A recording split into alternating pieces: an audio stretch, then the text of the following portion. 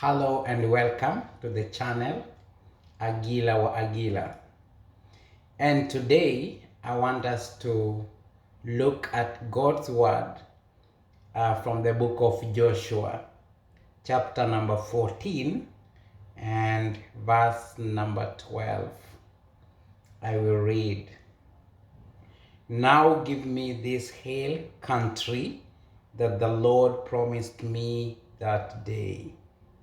You yourself heard then that the Anakites were there, and their cities were large and fortified.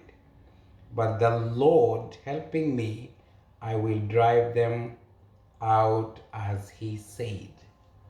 In this episode, we are reading the words of Caleb. And Caleb is among the people that went to spy the land, people that were entrusted to go and spy the land before the Israelites occupied that land. And of course, you also remember that when they spied the land, the report that everybody brought was that the people in that country, they are big, they are strong, they are men of war, that they cannot be defeated.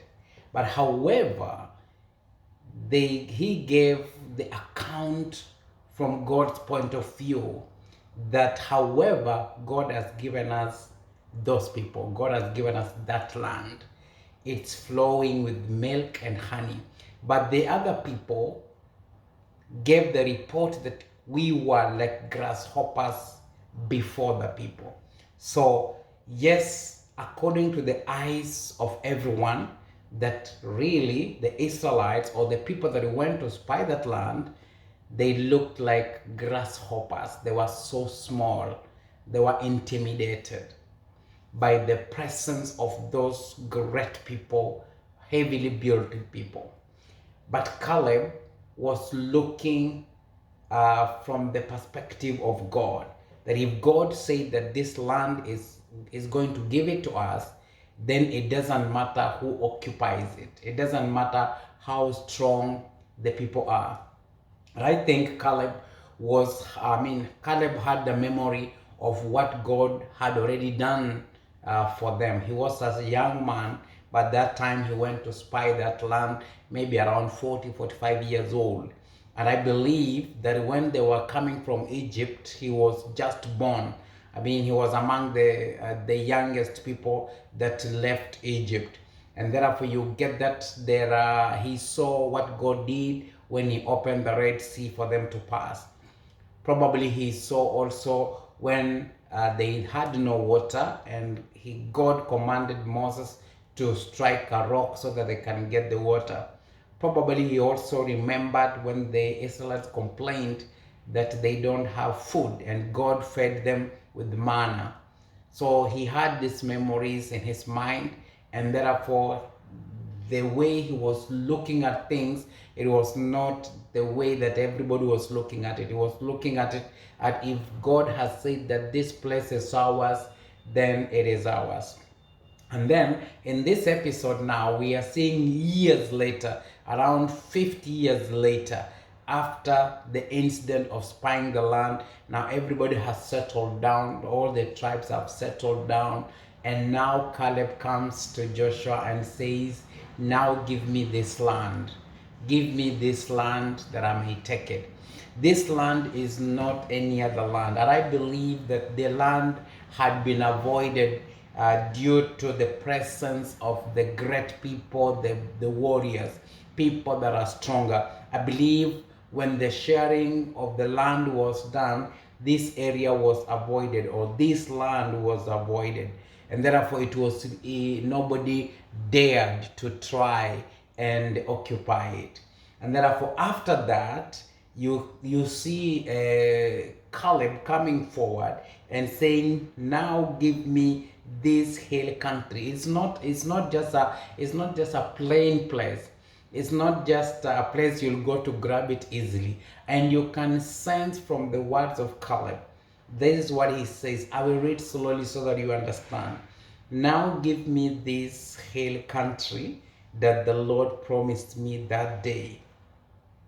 You yourself heard then that the Anakites were there, and their cities were large and fortified. But the Lord helping me, I will drive them out as he said. I will drive them out. He's not as young as that he was before. He has grown, but he still has that hope in God.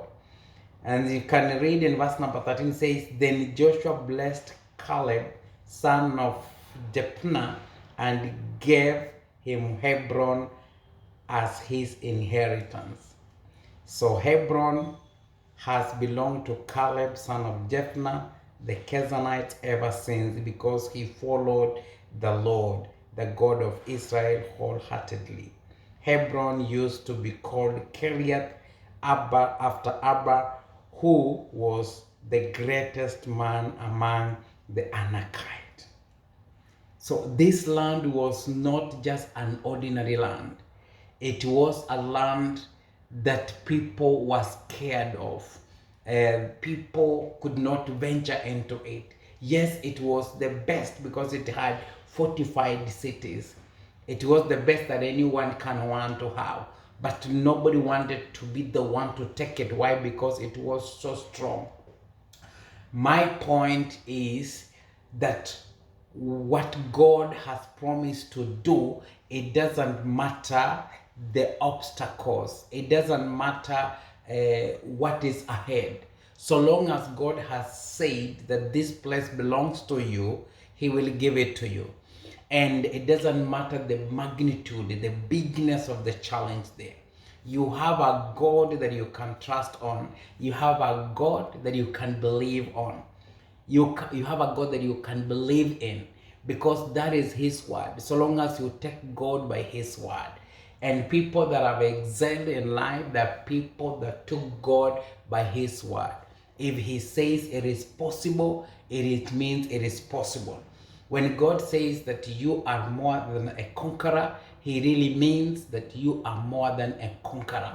And you cannot conquer if there is no war. So there must be war for you to conquer. There must be war for you to be victorious.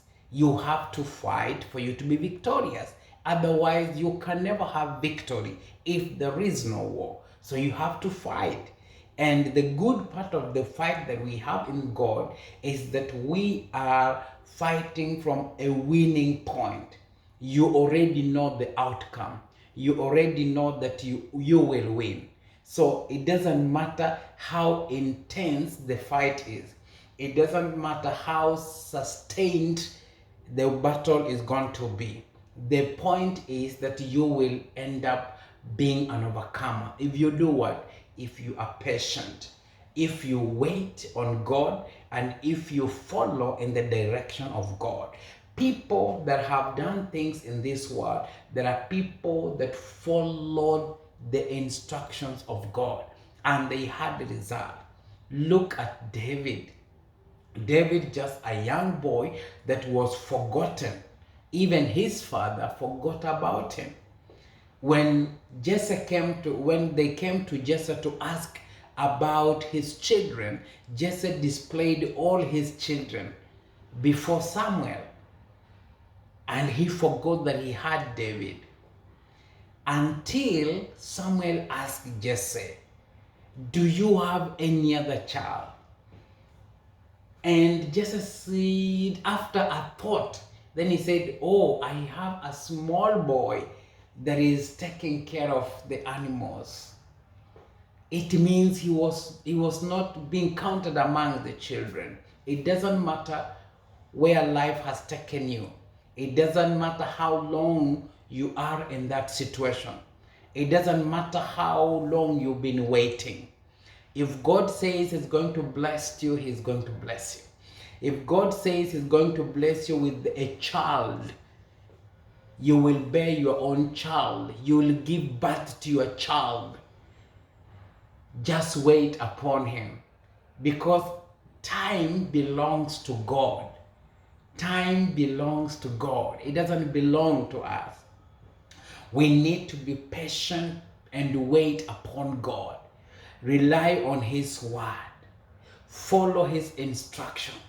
If He said He's going to bless you with a child, know that God will give you your own baby, your own child. If God promises going to give you a family, it means He's going to give you a family. If God says that He's going to bless you with a home, it means He's going to bless you with a home. If God says that He's going to prosper you, and that is His word, it means that He is going to prosper you. You don't need to be worried. You don't need to be intimidated. You don't need to start counting how many people have prospered before you. You don't now start to look at the magnitude of the problem. You don't look at the history, where you came from, how many people failed before you. You don't look at how many times you have failed. If God said you will make it, you are going to make it.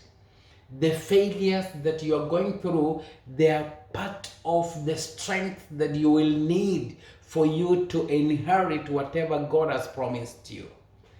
Be with a positive mind like Caleb.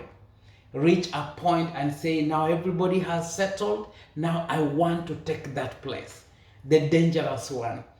The one that nobody wants to attempt. But he says, I believe that God has given me that place. And Caleb was given Hebron. Why? Because he believed in God. Otherwise, that Hebron would have remained unoccupied because everybody feared to venture there. What is your fear? What are you worried about? Is it exam? Is it life? Is it your age? Is it childlessness? Is it, I don't know what is worrying you. But the point is, what God has said, it shall surely come to pass. If you do what? Wait patiently upon Him. This year 2022, decide to believe God. Make a decision to believe God. Make a decision to take God by His word. And I know that the Lord on high will bless you. Thank you so much. Enjoy the year 2022. And remember to share and subscribe to the YouTube channel, Agilah Wa Agilah, so that we can be blessed all together. Thank you.